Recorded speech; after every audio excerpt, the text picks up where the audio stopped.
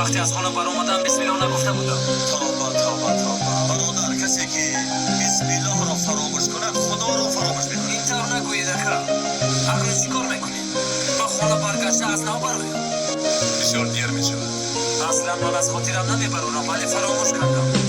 اجداد ما به بسم الله نفس نمیکشند. دوست ما باشد پیش از برآمدن فراموش میکنند. کاری که به بسم الله به کمبودی نمیشود میگوید پیغمبر ما صلی الله علیه و آله. شیطان فکرم رو پریشان کرد. گوش کن، حضرت علی رضی الله عنه چی میگوید؟ اسرار الهی در کتاب‌های و پیغمبران فرستاده او گفته است. سر کتاب‌ها در قرآن است. سر قرآن در سوره فاتحه میباشد. سر سوره فاتحه در بسم الله است برادر. سر بسم الله در حرف ب است. سر حرف ب در نقطه‌اش. انا همان نقطه منم میگوید حضرت علی. نقطه اکا؟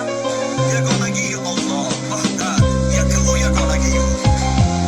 انا برای همین بسم الله مهم است کارلوس. اکا اینطور نگویید. چی من مگر مهم نیست گفتم ها؟ در اصل ما با بسم الله گفتن فقط نام الله را نی بلکه یک و یگانه بودنش را هم میفهمیم. کلید هر در، خیر هر کار بسم الله است برادر.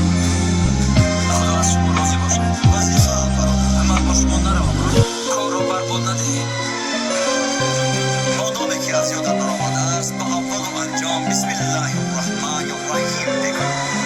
اوه اکا اینطور هم میشود. میشود. دین ما دین آسان و راحت است مگر همینطور نه؟